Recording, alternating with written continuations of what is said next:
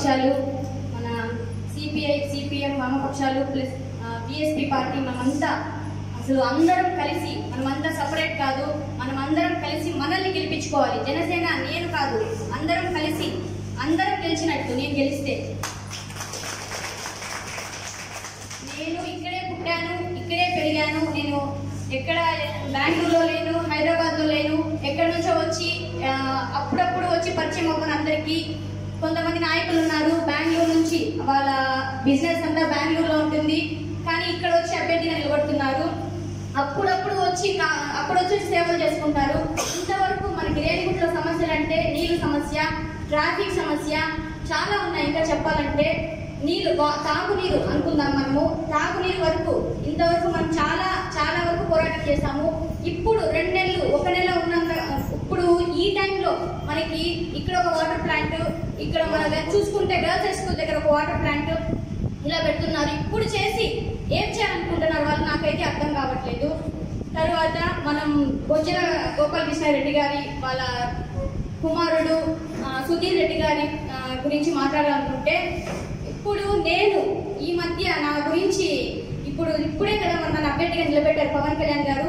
నేను చూస్తున్నట్టుగా ఇప్పుడు తను నామినేషన్ వేస్తున్నారు. అప్పుడు నేను గమనించినప్పుడు వాళ్ళు ప్రతి ఒక్కరు ట్రాక్టర్లో తరలిస్తున్నారు నాయకుల్ని. ఒక్కొక్కరిని మేము అడిగితే ఒకరికి 300, ఒకరికి 400, లేడీస్కి 400 అంట, జెంట్స్కి 300 అంట, ప్లస్ ఏదో స్లిప్స్ ఇస్తున్నారంట.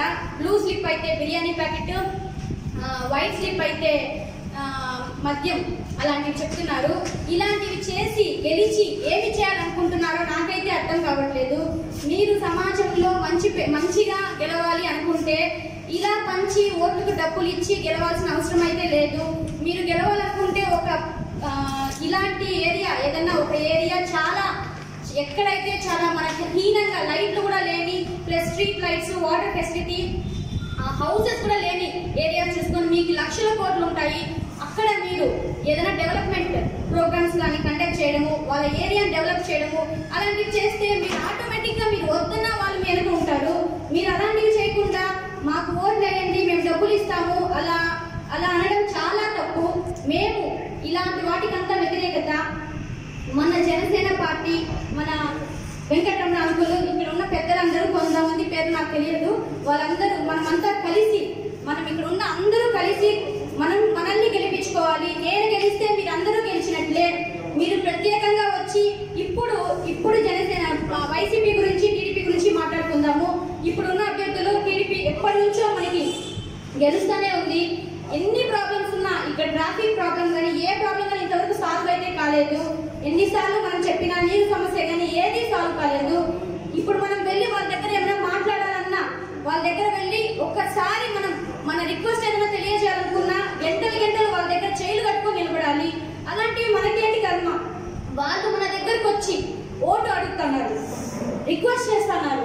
తరువాత మనం మన వాల్యూ అయిన ఓటు వాళ్ళకి వేసి గెలిపిస్తున్నాము. వేసి గెలిపించిన తర్వాత మనపై వాళ్ళు అడుక్కోవాల్సిన అవసరం వస్తుంది మనకు. అలాంటి పరిస్థితి మనకి ఎప్పుడు రాకూడదు. నేను ఇక్కడ 24/7, నేను మా హస్బెండ్ మీకు 24/7 అందుబాటులో ఉంటాము. మీ ఇంట్లో ఒక చెల్లెలుగా, మీ ఇంట్లో కూతురుగా భావించి ఒక్క అవకాశం ఇచ్చి చూడండి.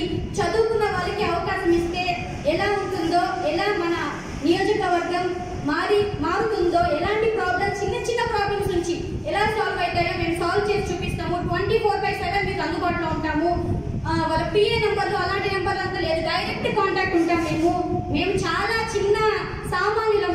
మాకు ఇలాంటి అవకాశం ఇచ్చినందుకు చాలా ధన్యవాదాలు పవన్ కళ్యాణ్ గారికి. ఆయన నిజాయితీకి అసలు హ్యాట్స్ ఆఫ్. ఆయన మేనిఫెస్టోకి అసలు హ్యాట్స్ ఆఫ్ చెప్పాలంటే. మహిళలకు 33% రిజర్వేషన్ ఇచ్చారు.